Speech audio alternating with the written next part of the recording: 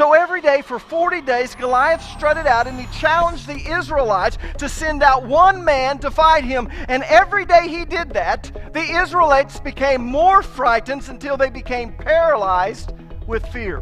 But not David. The first day he heard Goliath's challenge, he stepped up to the plate.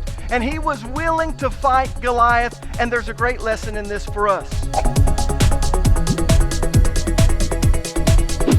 Last week I began a new series entitled The 10 Characteristics of a Giant Killer. And of course it's based on the story of David and Goliath. Now I'm sure that most of you are very familiar with this story, especially if you went to church as a child. But even if you didn't attend church, I'm sure you've heard of it. But I doubt very seriously that any of you really learned anything that you could apply to your life. And that's sad because there is so much that we can glean and learn from this story.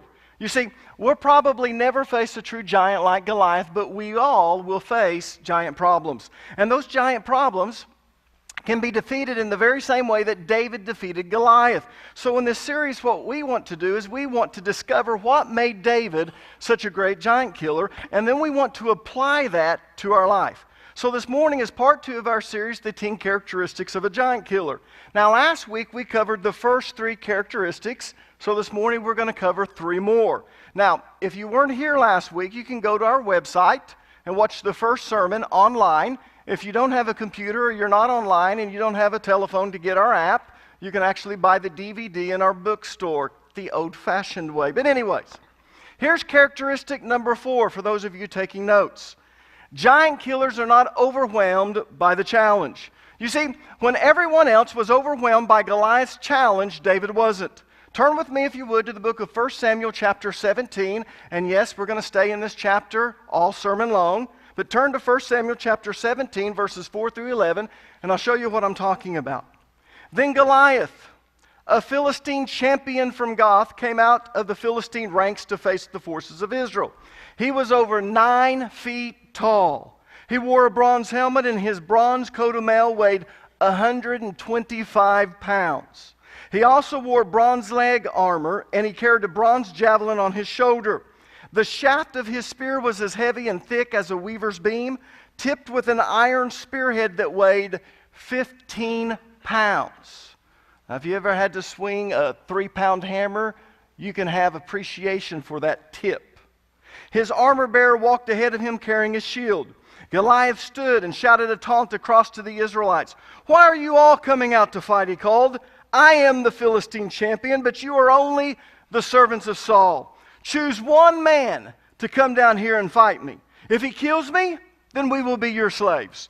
But if I kill him, you will be our slaves. I defy the armies of Israel today. Send me a man who will fight me."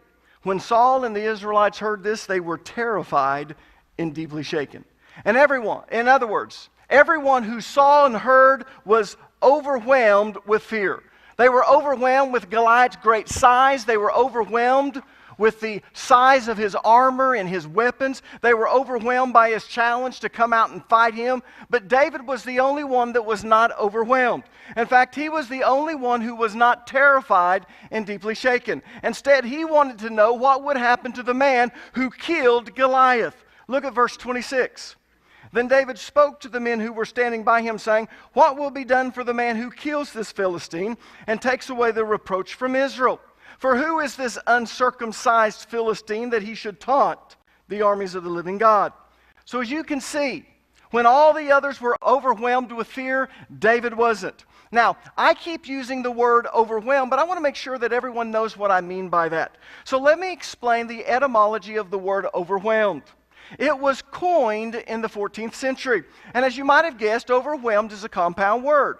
That simply means that it's made up of more than one word. In this case, it's made up of 2 words. The word over and the Middle English word whelmen, which means to turn upside down.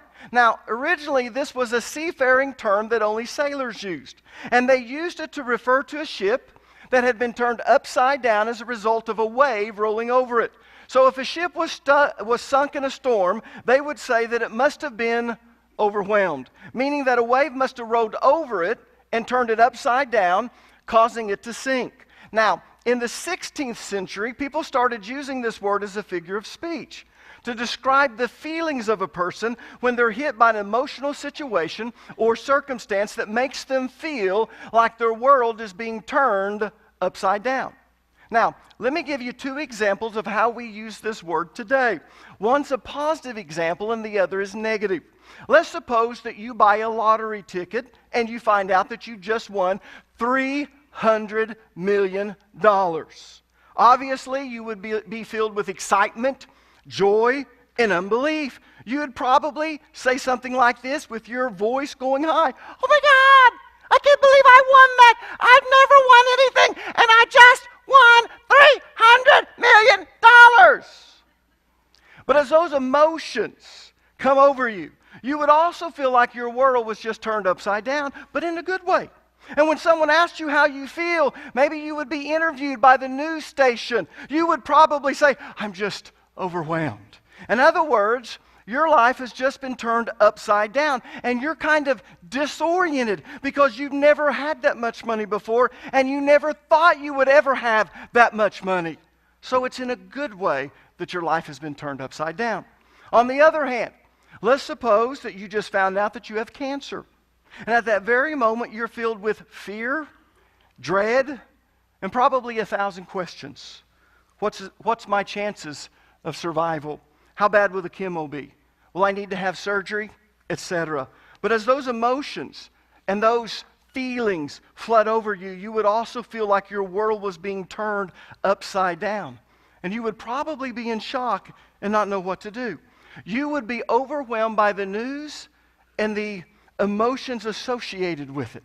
And that's exactly how the Israelites felt when Goliath walked out and he challenged them to choose a man to come out and fight him. And this was a fight to the death. Now picture this. Goliath was 9 feet tall. Anyone stood next to someone who was 7 foot? Maybe Joe Hass, that played at Northeastern State and coached over here at the high school. How many of you ever stood next to him? 7 feet tall, and you're thinking, what a giant. But imagine this. Goliath was 2 feet taller than him. He was 9 feet. His breastplate weighed 125 pounds. The shaft of his spear was as thick as a branch. And I'm not talking about a little branch. I'm talking about a branch about the size of your wrist. And the tip of his spear weighed 15 pounds. And he probably wore a size 32 shoe. Now, I guarantee you, all of the Israelites were filled with terror, dread, and a feeling of hopelessness. They were truly overwhelmed by that fear and dread and hopelessness. They felt like their world was being turned upside down because they were danged if they did and danged if they didn't. And they didn't know what to do but just stand there like a lump on a log. But my point is this. When everyone else was overwhelmed by Goliath, David wasn't. Instead of being paralyzed by fear, he wanted to know what the reward would be for the man who killed this Philistine who would dare taunt the armies of the living God. Man, you got to love David. But it also makes me wonder why David wasn't overwhelmed when everyone else was. Well, here's what I've noticed over the years. I've noticed that most people get overwhelmed whenever a giant begins threatening them. In other words, when they're threatened by a giant problem. Look back at verses 8 through 11. Goliath stood and shouted a taunt across to the Israelites. Why are you all coming out to fight, he called. I am the Philistine champion, but you are only the servants of Saul. Choose one man to come down here and fight me. If he kills me, then we will be your slaves. But if I kill him, you will be our slaves. I defy the armies of Israel today. Send me a man who will fight me. When Saul and the Israelites heard this, they were terrified and deeply shaken. Now again, why wasn't David overwhelmed with fear when everyone else was? Well, I'll tell you why. It was because of his faith.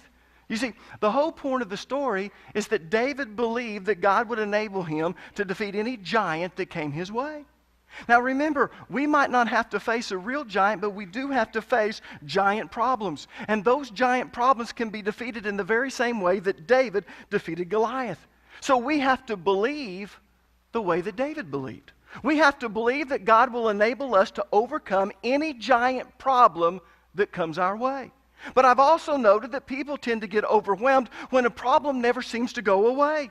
In other words, there's never any relief from it. It's always there. Turn to 1 Samuel chapter 17, verse 16. This might be a little detail that some of you have missed. Notice what it says. For 40 days, every morning and evening.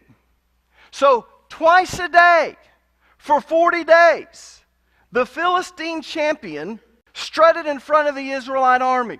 So every day for 40 days, Goliath strutted out and he challenged the Israelites to send out one man to fight him. And every day he did that, the Israelites became more frightened until they became paralyzed with fear. But not David. The first day he heard Goliath's challenge, he stepped up to the plate. And he was willing to fight Goliath, and there's a great lesson in this for us. You see, most problems are not going to go away on their own.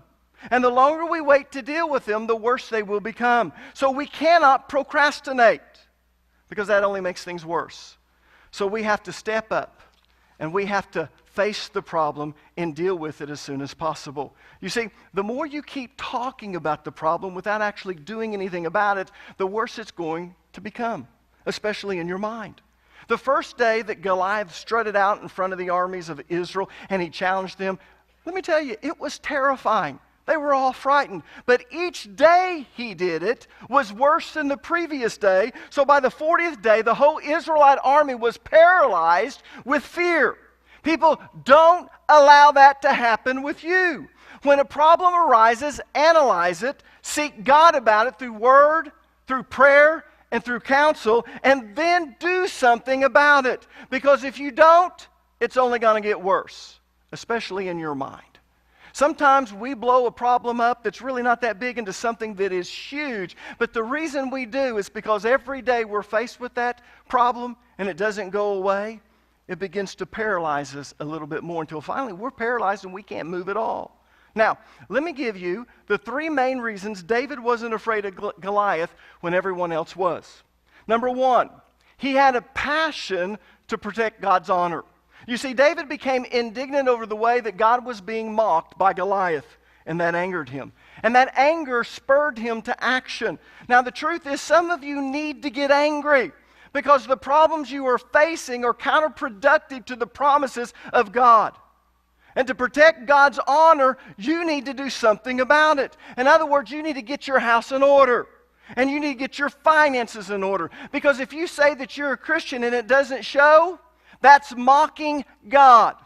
Let me say something to you, and I'm not trying to put any condemnation on you, but if you've been a Christian for over 10 years, and your marriage is horrible, you don't have a relationship with your children, your finances are a wreck, I want you to understand something.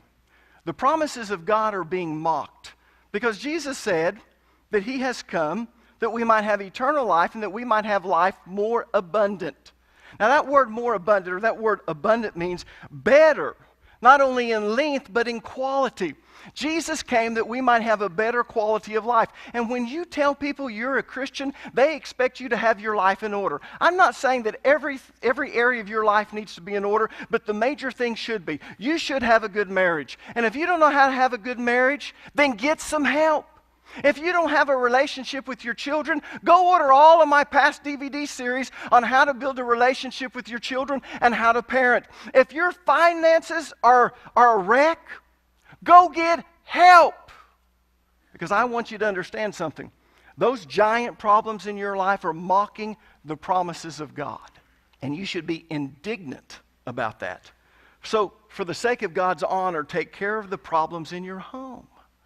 I do not understand Christians that will live with a problem rather than fix it. And I should hear a amen. Number two, David had a desire for the reward. Never underestimate the power of an incentive. People will risk their life if the reward is great enough. And last but not least, David had confidence in God and in himself. Now listen to me. Confidence in God but not in yourself makes you a wonderful person of prayer who never does anything. Those type of people want God to fight all of their battles, and listen to me, God won't. In fact, James said it best when he said, faith without works is dead. So God is going to make you do your part.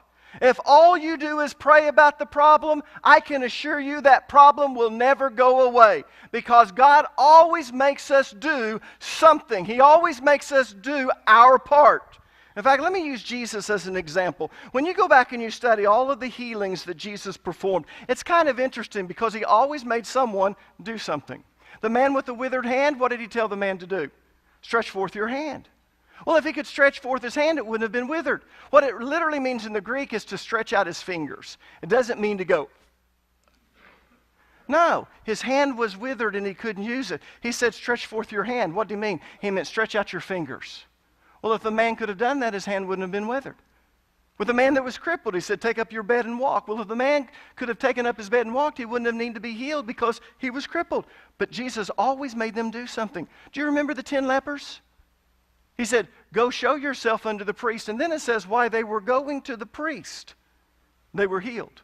It's interesting. Jesus could have healed them right there, but Jesus always made them do something. He always made them step out in faith. Let me explain something. This is the way God works. He'll do his part, but you must always do your part. There's always something that you have to do in order to step out in faith. And when you step out in faith to do that, that's when God shows up. And you need to realize that. David had learned that. When the bear came, and we're going to look at that in just a minute, I don't want to get ahead of myself. He knew that if he stepped out, even though he was fearful, God would enable him. When the lion came, he knew that if he did his part, God would enable him. When Goliath came, this is a giant problem. God's always been there. Guess what? I know that if I step out and do my part, God's going to enable me. Characteristic number 5. Giant killers build on past successes. You see, David's confidence, or should we say David's faith, was built on past successes. Look at verses 34 through 36, and I'll show you what I'm talking about. But David said to Saul, your servant was tending his father's sheep. Yes, I'm just a shepherd.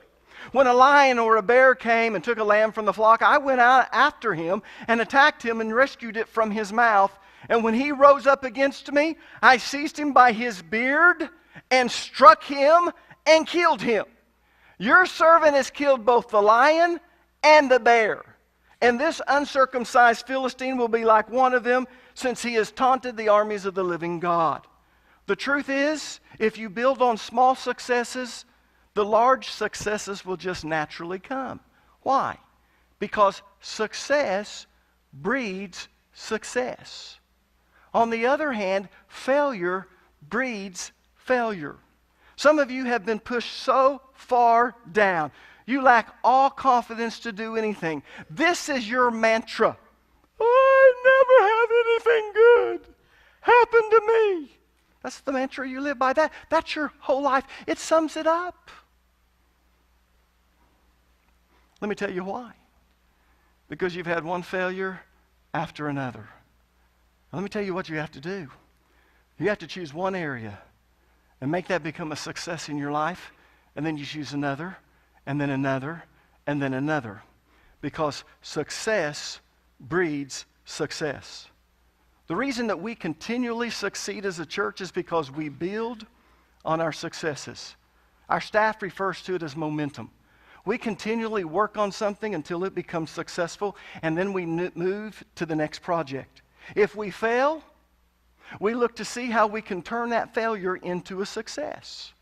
And most of the time, we can turn that failure into a success. Now, to be honest with you, sometimes the only way that we can turn a failure into a success is by making it a learning experience. In other words, we were successful in learning how not to do something. Let me give you a personal example. How many of you invest in stock? How many of you do options or something like that? Well, let me just be honest with you. I've lost a lot of money in investments. But trust me, I've learned some valuable lessons on not what to do. And so I choose to think of those as successes, because it was a success when I learned, don't do that. But I want you to understand something. Success breeds success. And everything we do here at Cornerstone Fellowship is part of the building process for future success. And we're going to continue to be successful. We've done some wonderful things here, and I'm telling you, we're going to do some more wonderful things. In fact, it's only going to get better. 2016, our staff got together, and we looked at all the outreaches and events that we wanted to do, and let me tell you, we'll probably do as much as twice what we did this year. You don't know this, and we're going to celebrate it, and I'm probably letting the cat out of the bag. We finished a Kenyan program of Water Missions International. We went into about 4 different communities, and we were able to bring them clean water because of what you gave. Lives were saved, but more importantly, they bring ministers in, and they're preparing them to receive the gospel, and then they present the gospel, and thousands have gotten saved in Kenya because of what we have done. And that's just one of the successes that we've had this year. We'll actually do kind of a summary of it. I think we're doing it in our Christmas service. But I want you to understand something. We're getting ready to unveil something in February that's going to blow your mind. And as we begin to do these things, I look at how God is going to use our church for success. But you don't start where we're at. I've had more people come to me that are planting churches, and they'll say, you did something that most people won't do. You planted a church in a small town.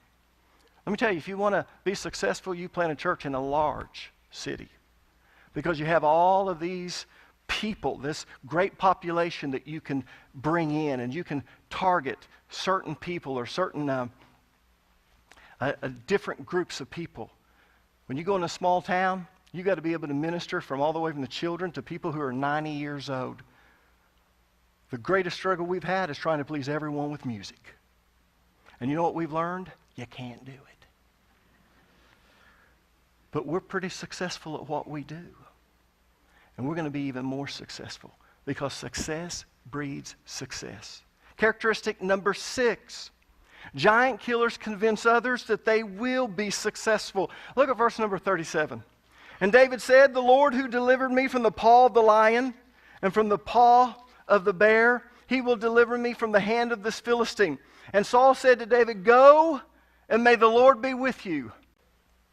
I hope you see this, because only when David told Saul about his past successes, that was the only thing that caused Saul to say, go, I'll allow you to do this. You see, up until this time, Saul was not going to allow David to go fight Goliath. In fact, if you remember, when he was finally brought before Saul, all they heard was this young man.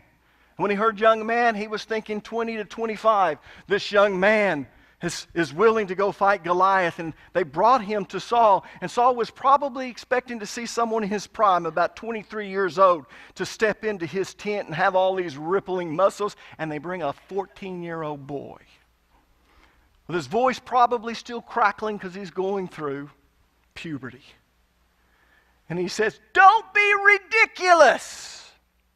But then David does something. He starts recounting his past successes. And then Saul said to David, go, and may the Lord be with you. Up until that time, Saul said, no way. But self-confidence brings a conviction, and it makes others believe in you. Confidence in God also carries a conviction, and it makes others believe in God. Listen to me. I've seen God do mighty things in my personal life. I've seen God do mighty things in my family. I've seen God do mighty things in this church. I've seen God do mighty things in other people's lives. And I'm convinced that God will show up big time whenever I have a need. And that confidence makes my kids believe in God. It's kind of interesting, and I'll kind of go off on a tangent on this if you don't mind. But when my girls were little, we would talk about how big God was. And then we would share with them what God has done in our life. My wife was diagnosed with a pituitary gland tumor. One doctor told me, didn't even tell her. She's done. She won't live. This is back in a time when they didn't do what they do today. They had to go up through her sinuses, and they took out half of her pituitary gland and that tumor there, and they said she's going to have hormone problems all of her life. Never had a problem. Never had a problem. Really scared her. We went to prayer with God, anointed her with oil, brought people in who prayed with her, and we stood on the promises of God. And doctors started coming into her room, and one of the reasons they started coming into her room, because she was in the hospital for quite a while, because back then it was a major surgery. And the reason they were coming in is because they wanted to see this miraculous patient. He wasn't having any hormone problems. Lisa was scared. She said, why are all these different doctors coming? I said, honey, they want to see the miracle of God. Our girls grew up seeing God do mighty things. And so when they were in high school and in college, they would call and say, Mom and Dad, we really need you to pray for this. And they believed that God was going to move in a mighty way. But what they really believed in was the God of Alan and Lisa. And now Macy is 27 years old and Mike is 30, and they're still calling us, and we want them to call us. But here's what I've told them. You need to understand something about God. When Isaac was born and was the son of promise, he grew up hearing about the God of Abraham. He grew up hearing the promises of God that God had made to Abraham. He was actually part of the promise when he carried that load up to Mount Moriah, laid it down, and Abraham was just about to slaughter him, but he provided. Of course, we know the story of Ram. Isaac grew up hearing about the God of Abraham, but it wasn't until he faced a giant problem and he needed God, and God became his God, and then he became known as the God of Abraham and Isaac. Jacob grew up hearing these stories of what God had done for Abraham and what God had done for his father. And then it's kind of interesting about this because it really wasn't his God until he experienced a giant problem. And when he experienced that giant problem, then all of a sudden the God of Abraham and Isaac became his God. And from that point on, he was known as the God of Abraham, Isaac, and Jacob. And here's what we told our girls. God is our God. And you better believe he shows up big time when we need him. But you need to understand something. At this point in your life, it's time that he became your God. So that he's not just the God of my mom and dad. He's the God of my mom and dad and me. And that's the way we have to train our children. Let me tell you, confidence brings with it a conviction. And confidence in God brings a conviction and makes others believe in God. But then we have to pass that off where that conviction becomes theirs. The bottom line is this. You have to convince yourself that you can succeed before you can convince others that you will be successful. The truth is, confidence is contagious. But sometimes, sad to say, it's not contagious enough. And in those cases, you've got to leave everyone behind and go out and succeed on your own. Our first Halloween carnival was a good example of that. I was praying, God, how do we reach our community? And you need to understand at that time, we didn't bring in much money. We were down in the National Guard Armory. We were only in the small part of the army. The big part wasn't even started, really. We had just put up 2 walls is all that we had done. And I'm praying to God, and God said, do a Halloween carnival. And so I started praying about it, started mind mapping, came up with this, went to God, said, God, this is what you want me to do? He said, yeah, this would be wonderful. Do that. And so I told Lisa about it, and I'll be honest with you. Lisa didn't believe it would be successful. Told her people, church, this is what we're going to do. And you need to understand at the time, we didn't have 100 people coming to church. And let me tell you, at that time, we counted every man, woman, and child. And if they brought their pet or it was in the car, we counted them. Even my wife did not believe that the Halloween carnival would work. So I had to step out and basically do it on my own. Now, that's not to say that people didn't help me. They did. But they did it out of love for me, not out of confidence that it would work. In fact, I think most of them were chipping in because they just so loved me. But I know inside what they were thinking, because even my wife admitted this afterwards. So, oh, God, his heart's going to be broken when 50 people show up. And let me tell you, when we opened those doors, there were 300 people waiting to get inside. And from that point on, they continually streamed in, and we had people out there counting them. We conservatively estimate that over 1,200 people came that night. We counted about 1,800, but we subtracted 600 because we figured that's probably how many went out and came back in. So we know for a fact that more than 1,200 people came in. When we got to the end part of it, we invited everyone to come in to see a drama, and over 300 people raised their hands to receive Jesus Christ. Our people were overwhelmed, but more importantly, they were shocked. At that point, I realized how many people didn't believe, because everyone started coming and said, Pastor Allen, we just thought you were an idiot. But bless your heart, we wanted to support you. Let me tell you, sometimes people don't believe in you. But if it's a God idea or God's laid it on your heart or you know you're supposed to do it, sometimes you have to step out and do it alone. Now, here's what I want you to do. I want you to pull out your discipleship card. Everyone got their discipleship card? Whenever you hear a sermon or you're reading through the Bible, you need to ask yourself 3 questions. Is there a command I should obey? An example I should follow? Or a principle I should live by? Now, in this, there's an example you should follow. What's that example? Or whose example? David's example. We want to follow David's example. So whenever you have a giant problem, here's what you need to do. You need to ask, what did David do that I'm not doing? You know, if I were you and I had a giant problem, here's what I would do. After I finish this series, I would buy all 3, even though you can watch them online. And I would put that DVD in, and I would go through everything that David did, and then I would ask concerning your problem, what did David do that I'm not doing? Did he act when I'm paralyzed by fear? Did he want to protect God's honor, and I really don't care about God's honor? What did he do that I'm not doing? That's what you have to ask yourself. Because the truth of the matter is, you can have success just like David did if you do what he did. There's a wonderful verse, and I love this verse. It says that God is no respecter of persons. I've stood on that verse.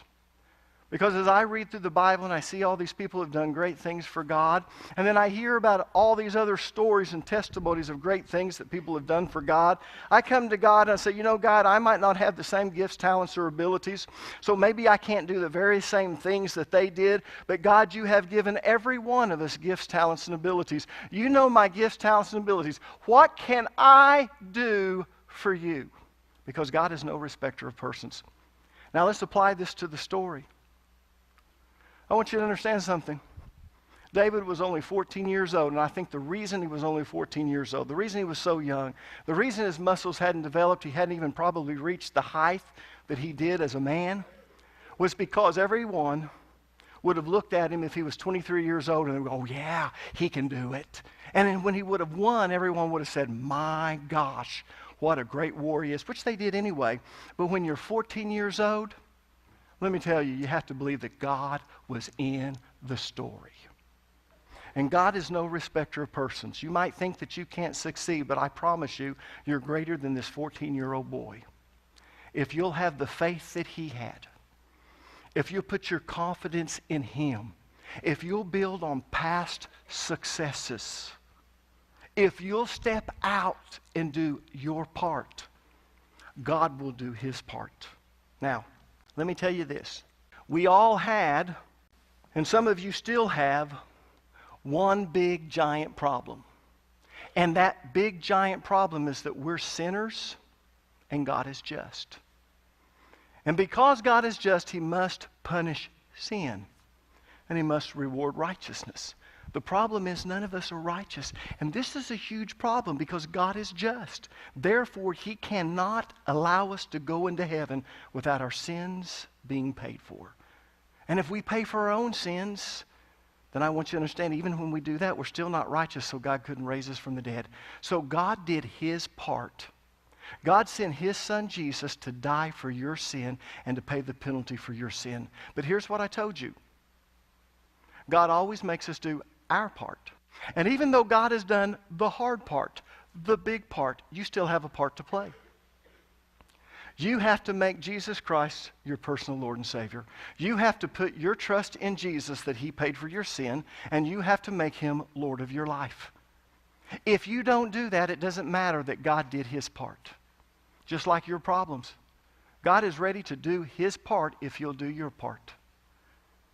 But here, if you don't do your part, if you don't make Jesus Lord, if you don't put your trust in him, I want you to understand this one big, giant problem will follow you through eternity.